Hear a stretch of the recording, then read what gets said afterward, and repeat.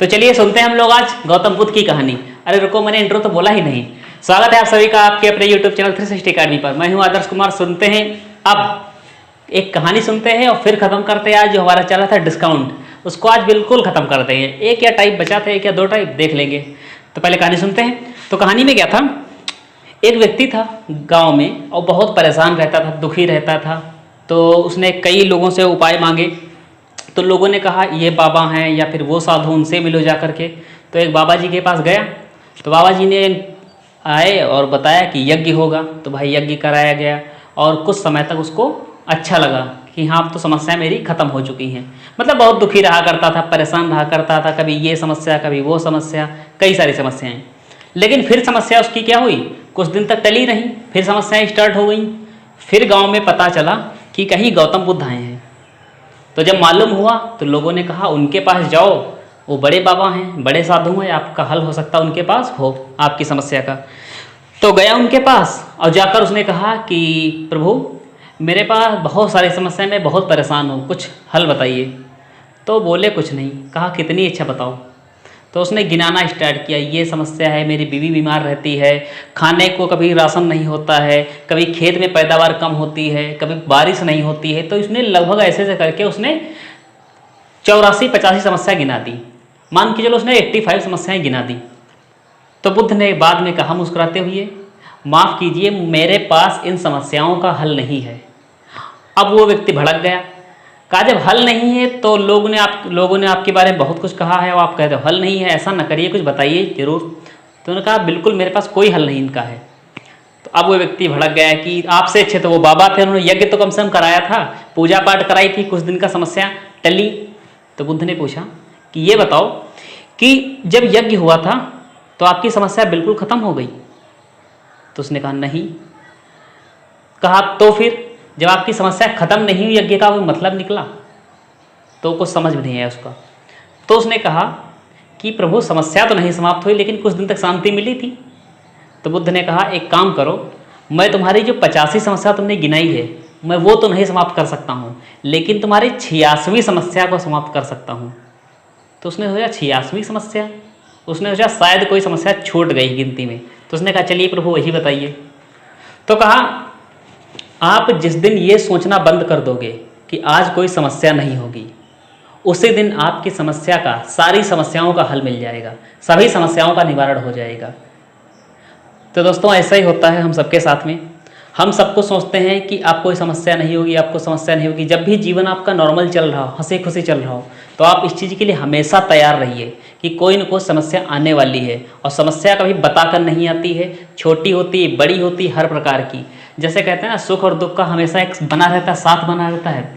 तो उसी प्रकार से समस्याओं का कोई वो नहीं है। लोग कहते हैं मैं परेशान हूँ, मैं गरीब हूँ, मेरे पास पैसे नहीं, मैं पढ़ नहीं पा रहा हूँ। अगर आप गरीब हो तो आप अब्दुल कलाम जी को याद करिए, उनके पास क्या था। अगर आप कहते हैं मेरे पास टैलेंट नहीं है, ये नहीं है, तो आप प्रैक्टिस पर देखिए, प्रैक्टिस करिए, अभ्यास करिए। टैलेंट क्या सब गॉड गिफ्टेड नहीं होते हैं। यहाँ पर सब बहुत लोग, अब जैसे आपने सुना होगा यूपीएससी आईएएस जो क्रैक करते हैं, यूपीएससी वगैरह, तो वो बचपन से नहीं होते मल्टी टैलेंटेड। 10% होते हैं जो रोबोट होते हैं। मतलब उनको तय होता है हाई स्कूल इतने करेंगे, इंटर इतने करेंगे, बाद में ये तैयारी करेंगे, वो तैयारी करेंगे। बाकी जो आपके 80-85% होते हैं वो तो ग्रेजुएट करने के बाद जी तोड़ तैयारी करते हैं और सिलेक्शन लेते हैं। तो इन चीज़ों को आप मत समझिएगा कि हमारे पास टैलेंट नहीं है, हमारे पास कमी है, ये कमी वो कमी।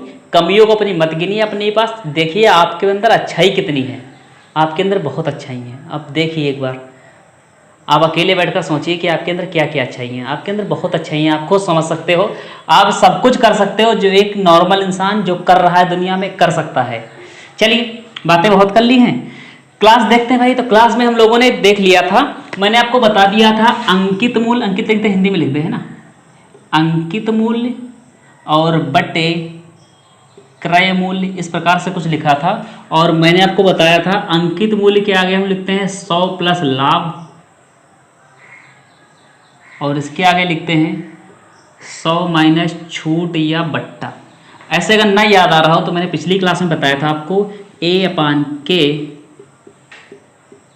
100 plus profit 100 minus 100 minus discount. ये कुछ याद आया? अगर आपने नहीं पढ़ा है तो चैनल के प्लेलिस्ट में चले जाइए, सारी क्लासें मैंने दे रखी हैं।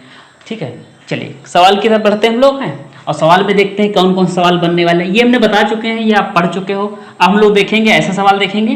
देखिए एक सवाल आपका आता है और उसमें कहता है कि दुकानदार इतनी वस्तुएं खरीदने पर कुछ वस्तुएं फ्री देता है और साथ साथ में डिस्काउंट भी देता है। जैसे सेल लगती है ना, कहते एक पर एक फ्री और साथ में 20% का डिस्काउंट, तो उसी तरह का सवाल देखने वाले हम लोग हैं। तो सवाल देखते हैं भाई, सवाल दिया है आपका, चलिए सवाल पढ़िएगा। एक दुकानदार 5 वस्तुओं की खरीद पर 3 वस्तुएं फ्री और 20% का बट्टा भी देता है और 25% का उसे 25% का लाभ होता है, तो वस्तु का क्रय मूल्य और अंकित मूल्य का अनुपात ज्ञात करो। देखिए क्या बताया उसने कि दुकानदार ने, ये मान लो है दुकानदार, ठीक, दुकानदार ने कहा है कि 5 वस्तुएं आप खरीदो, 3 हम फ्री देंगे, है ना, 3 फ्री देंगे और साथ में 20% का आपको डिस्काउंट देंगे। माइनस का मतलब डिस्काउंट। तो ये बताइए, आप दुकानदार के पास जाओ, कह दो चाचा हमको ये फ्री वाली दे दो, इसका पैसा नहीं मेरे पास है, तो क्या दे देगा? आप बताओ क्या देगा कभी? आप कह दो केवल मुझे 3 में से चलो एक ही फ्री दे दो, एक फ्री दे दो बाकी आप रख लो, क्या कभी करेगा? नहीं करेगा ना। तो आपने सचमुच अगर बुद्धिमान हो तो आपने कितना पैसा दिया है, आपने खरीदार हो, आप खरीदने गए हो तो आपने कितने वस्तुओं का पैसा दिया है जा करके।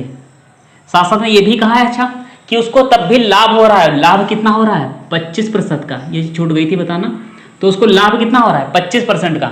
मतलब ये सारा नाटक रचने के बाद भी उसने लाभ कमा लिया। तो अब ये बताओ कि आपने वस्तुओं का कितना पैसा दिया है, कितनी वस्तुओं का? आपने तो पूरी 8 खरीदी। जैसे मैंने कहा कि आप मेरे पास से 5 मार्कर खरीद लो, 3 हम फ्री देंगे, साथ में छूट भी देंगे, है ना, साथ में छूट भी देंगे और तब भी हम लाभ कमा लेंगे। तो ये बताओ, आप जब खरीदने आओगे तो आप कितने मार्कर खरीदोगे? 8 खरीदोगे। आप पैसे मुझको कितने मार्कर के दे रहे हो? 8 मार्कर के दे रहे हो, है ना। हम कितने बताकर बेच रहे हैं आपसे? हम तो कह रहे हैं नहीं जी, हम तो सिर्फ 5 दे रहे हैं और बाकी 3 फ्री दे रहे हैं। तो ये अंकित मूल्य, क्योंकि हमने अंकित कितना किया? हमने कहा 5 वस्तुओं का हम आपसे ले रहे हैं पैसा, बाकी नहीं ले रहे हैं। बस समझते चलना चीज़ों को। यहाँ पर हमने कितनी वस्तुएं खरीदी? 8। दुकानदार ने कितनी कहा? 5। ठीक।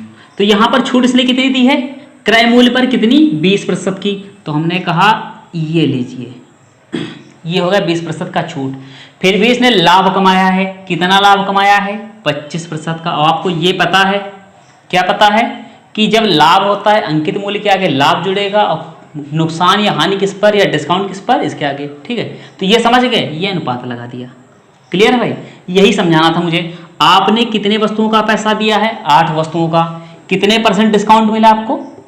20% का। यहाँ पर दुकानदार ने कितनी वस्तुएं बताकर बेची हैं? 5 वस्तुएं। और कितना उसने लाभ कमा लिया? 25% का।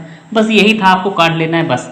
कितने से कट जाएगा? मान लो 5 से 8 से काटो, 8 10 80, ये आ गया यहाँ पर 10, ये रेशियो, और 5 से कटा 25, ये आ गया 25। 5 से कट जाएगा 2 बार में, 5 से कटेगा 5 बार में, 2 और 5 का रेशियो आ गया। मतलब क्रय मूल्य और अंकित मूल्य का अनुपात जो आपका है, क्रय मूल्य और अंकित मूल्य का अनुपात 2:5, ये आंसर आ गया आपका। ठीक है, मुझे समझाना था, केवल बेसिक कॉन्सेप्ट ये आपको समझाना था, बाकी कुछ सवाल में नहीं है। आप आगे के जितने सवाल हैं आप आराम से कर लोगे, बहुत इजीली कर लोगे। क्लियर भाई? चलते हैं अगले सवाल की तरफ। इसको हटा दे पहले, फिर देखते हैं अगला सवाल। हटा दे, स्क्रीनशॉट आप ले लीजिए। अच्छा, ऐसा आपके साथ कभी हुआ है कि दुकानदार ने कहा हो आपको 4 खरीदी, हम आपको 5 फ्री दे देंगे, और आपने कभी मांगा हो उससे कि नहीं 1 फ्री दे दो, बाकी 4 का पैसा मेरे पास नहीं है? क्या कभी होता है आपके साथ? करके देखना, देखते हैं होगा क्या कभी। चलो अगले सवाल देखते हैं। एक दुकानदार 15 वस्तु की खरीद पर 1 फ्री देता है। कितनी? 1। आपने एक हिसाब से कितना कह रहा है?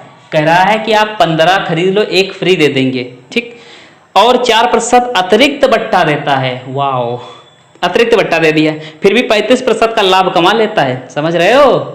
लक्षण देखो उनके। 35% का लाभ कमा लेता है। तो बताइए अंकित मूल्य तो बताइए अंकित मूल्य क्रय मूल्य में कितने % अधिक है? अंकित मूल्य क्रय मूल्य से कितने % अधिक है?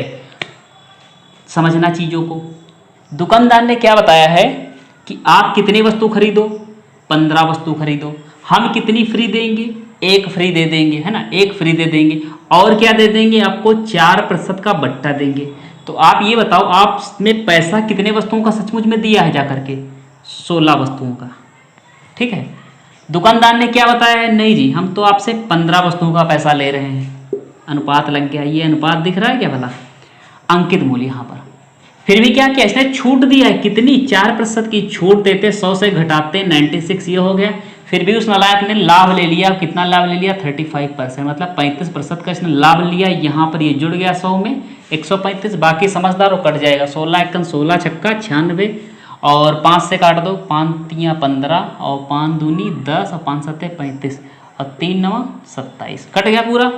तो 6 और 9 का आ गया अनुपात। अब ये देखो क्रय कितना है 6, अंकित कितना है 9।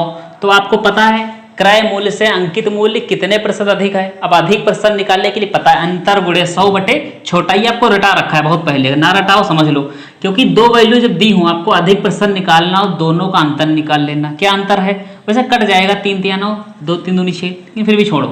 तो अंतर कितना है 3 गुणे 100। हमें क्या निकालना है, अधिक प्रतिशत, अधिक प्रतिशत, ठीक है। और बटे छोटी वैल्यू कौन सी इसमें 6, 3 एकन 3 दूनी 2 से काटा 50, कितना आ गया 50%। तो अंकित ये आ गया आपका 50%। तो आपको वैसे दिख रहा है, देखो ये 6 है, ये 9 है, कितना अधिक है, इससे 1.5 गुना तो है ही, 1.5 गुना इसका मतलब कितना अधिक हो गया, 50% अधिक हो गया। चीट सिंपल सी बात है, मतलब छोटी सी बात है। अब इसमें देखते हैं अगले सवाल की तरफ बढ़ें। अच्छा बताओ इसमें कुछ कठिन तो लगा नहीं होगा, मुझे नहीं लगता कुछ इसमें टफ हो बहुत ज़्यादा। देखो आपको क्या समझना है कि आप जब खरीदने जाते हो तो कितने वस्तुओं का पैसा देते हो। तो आप फ्री वाला, तो ऐसा नहीं कि फ्री वाला सचमुच फ्री है, आपने सचमुच 16 वस्तुओं का पैसा दिया। जब आपको छूट मिली है तो कितनी छूट मिल गई, 4% की छूट मिल गई। अंकित मूल्य पर उसने छूट कितना लाभ ले लिया है 35% का। और दुकानदार ने कितनी बताकर बेची आपको, 15 वस्तुएं बताकर बेची। ठीक, सिंपल सा एक कॉन्सेप्ट में समझाने की कोशिश की, बस आ गए आराम से। चलिए देखते हैं अगले सवाल की तरफ देख लें और फिर इसको समाप्त करते हैं। चलिए अगला सवाल पढ़ लीजिएगा आप लोग, इसको हटा दे भाई, देखते हैं अगला सवाल क्या होगा आपका। चलिए, ओहो डस्टर गिर गया, चलिए कोई नहीं। सवाल देखिए भाई, सवाल में कहा एक दुकानदार 12 वस्तु की खरीद पर 4 वस्तुएं फ्री देता है। कितनी खरीदी है 12, फ्री कितनी दे दी 4, तो बस के लिखा, मतलब 16 वस्तुएं आपने पैसा दिया है ना। 4 वस्तुएं फ्री देता है, 20% का अतिरिक्त बट्टा देता है, मतलब आपको कितना हुआ 80%। ठीक, फिर आपने क्या लिखा अंकित, आपने कितनी वस्तुएं खरीदी हैं 16 वस्तुओं का पैसा दिया है ना। और दुकानदार ने कितना बताया है, दुकानदार ने कहा नहीं जी हम तो केवल 12 बेच रहे हैं, तुम्हारे कहने से थोड़ा ना होता है। ठीक है, चलिए 12 वस्तुओं का उसने क्या किया है, विक्रय किया, जो भी है समझना चीज़ों को। 20% का लाभ होता है तो अंकित मूल्य ज्ञात करो। 20% का लाभ ले लिया इसने, 20% का लाभ ले लिया है। फिर क्या होता है अंकित मूल्य और क्रय मूल्य में अनुपात ज्ञात करना चाहिए। अनुपात है तो कट जाएगा, सिंपल सा है, 12 से कटेगा, ये 16 पंचे कट गया 5 बार में, 12 से कट गया 10 बार में, 1:2 आ गया, 5 एकन 5 और 5 दूनी 10। ठीक, 1:2 का रेशियो आ गया। अगर आपसे पूछे कितने प्रतिशत अधिक है तो ये 100% अधिक है। 100% मतलब ये 1 है, ये 2 है, दूना है ना, और दूना मतलब 100% इससे अधिक है। ये इसका 200% है। क्लियर है सारी चीज़ें, देखो अधिक है और कितना है, तो ये इसका, ये जो है इसका 200% है। अब ये अधिक कितना है तो इससे 100% अधिक है। ये इतने गुना, ये इतने प्रतिशत अधिक, एक बड़ा कंफ्यूज करता है परसेंटेज में। आपने देखा भी होगा कि जैसे कहते हैं ना कि ये 50% है और ये मान के चलो ये आपका 100% है, तो ये पूछते हैं कि ये वाला जो है ये इससे कितना है, तो कितने की बात करें तो इससे दूना है, मतलब कितना है 200% है, 50 रुपये मान लो। ठीक है, ये रुपये। अगर पूछे कि ये जो है ये कितना अधिक है तो ये अधिक है आपका 100%। ठीक हो गया, चलिए इसको हटा दें, एक सवाल और देख लें, फिर बाद में देखते हैं। थोड़ा एक और टाइप चेंज है जैसा आपसे पूछा जाता है। सवाल आप पढ़ लीजिएगा उस सवाल को, देखते सवाल में क्या है। सवाल में कहा है, मैंने क्या किया है, देखो क्या किया है, मैं 3.5 लाख रुपए में 3500 किताब छपाता हूँ। अब कितने छपवाई है मैंने, 3.5 लाख रुपये है नहीं, फिलहाल मान लो सपोज कर लिया, 3500 किताब छपवाता हूँ और 500 किताबें मुफ्त में देता हूँ। मन है थोड़ा दान धर्म कर देना चाहिए, है ना। 500 किताबें मुफ्त में देता हूँ और अंकित मूल्य में 25% का बट्टा देता हूं। देखो कितना अच्छा काम कर रहे हैं। और प्रत्येक 29 किताब की खरीद पर एक किताब मुफ्त देता हूं। तो और उसमें कहा गया और एक किताब का अंकित मूल्य 160 रुपये है, तो लाभ या हानि प्रतिशत ज्ञात करो। एक किताब का अंकित मूल्य कितना है? 160 रुपये है। तो मैंने यहाँ पर लिख लिया थोड़ी देर के लिए, एक किताब का अंकित मूल्य कितना है? 160 रुपये। अब समझना यहाँ से चीज़ों को, हमने कितनी छपवाई हैं? तो हमने छपवाई है 3500, क्योंकि ये सवाल बहुत सिमिलर है और कई एग्जामों में, कई किताबों में हर तरीके से अपने अपने अनुसार सबने दिया है। जो भी है थोड़ा डाटा वही रहता है, लगभग कुछ चीज़ें चेंज होती हैं। तो किताबें कितनी छपवाई गई हैं? 3500। कितने रुपये की छपवा दी है मैंने? तो यहाँ पर मैंने छपवाई है 3.5 लाख रुपये की। ठीक है, इतनी मैंने छपवाई है। तो ये मेरा पैसा क्या हुआ? लागत लग गया, मतलब कि मेरा मान के चलो क्रय मूल्य हो गया या लागत मूल्य यहाँ तक हो गया। ठीक है, अब क्या हुआ है कि मैंने 500 किताबें दे दी फ्री में। जब 500 किताब फ्री में दे दी तो ये बताओ किताब कितनी बची मेरे पास? 3000 किताब बची। फिर मैंने एक काम और किया है कि वस्तु को बेचते समय ये एक कितनी बताइए? हाँ, 29 किताब पर एक फ्री। तो 29 पर एक फ्री भी, 29 किताब पर एक फ्री दी है। अगर 29 किताब पर एक फ्री दी है तो ये बताओ मुझे 290 किताबों पर मैंने 10 किताब फ्री दे दी। 290 किताबों पर 10 किताब मैंने फ्री दी है। अगर 2900 की यहाँ पर बात करें, कितनी? 2900 की बात करें तो मैंने फ्री कितनी दे दी है? क्योंकि देखो यहाँ पर 2 जीरो लगा दिए उठा करके, यहाँ पर 2 जीरो लगा दिए, तो मैंने 100 किताबें दे दी फ्री। समझना चीज़ों को। तो मेरे पास 3000 किताबें थीं, जिसमें 100 किताब तो चली गई कहाँ? फ्री में। बची कितनी? 2900। अब समझना, 3500 किताब छपवाई थी, लेकिन पैसा हमको किस पर मिलेगा? सिर्फ इतनी किताबों। बाकी यहाँ पर इतनी दे दी दान में। ठीक है, इतनी दान कर दिया, इतनी मैंने छूट में दे दी, इतनी मैंने क्या कर दी है? छूट में दे दी है, फ्री दे दी है। ठीक है, इतनी फ्री दे दी है साथ में। अब क्या हुआ है? एक और मैंने एक अच्छा काम किया है, जो आपका यहाँ पर अंकित मूल्य पर भी हमने क्या किया है? छूट दी है, डिस्काउंट दिया। और कितना डिस्काउंट दिया है? तो मैंने डिस्काउंट दिया 25% का। मैंने मतलब पैसा कितना लिया है? 75% पैसा लिया है। तो यहाँ से ये आ गया एक और चीज़, ये आ गई 0 से 0 कटा, और 5 से कटा 15, 5 से कटा 2, और 2 से कटा 8, और 15 ठी 120। तो अब ये आपको पता चल गया एक किताब का जो मुझे पैसा मिला है बेचने पर, एक किताब को बेचने पैसा कितना मिला है सचमुच में? तो मुझको 120 रुपये मिला है। एक किताब को बेचने पर 120 रुपये, और मेरे पास बेचने के लिए कितना किताब बचा है? 2900। तो इसको अगर मल्टीप्लाई कर दे, इससे देखते हैं क्या आता है। तो ये मेरे पास था क्या? जो मेरी लागत लग गई, कितनी? 3.5 लाख रुपये। ये पैसा मेरे पास कितना आएगा? तो ये है अंकित मूल्य। इसको अगर गुणा कर दोगे तो ये आएगा आपका, ये पहले जीरो लिख लो, कितने जीरो हैं? 1, 2 और 3 जीरो लग गए। 12 को गुणा किया, 12 9 108 का 8, हासिल है 10, 12 दूनी 24, 10 34, ये आ गया। तो ये भैया आ गया आपका क्रय मूल्य। ये अंकित न लिख के यहाँ विक्रय लिखें, विक्रय मूल्य। तो मैंने खरीदा जो था, लागत मूल्य थी कितनी लगी थी? 3.5 लाख रुपये। जो बेचने पर पैसा मिला, कितना पैसा मिला? 3,48,000 रुपये। तो समझ रहे हो चीज़ों को?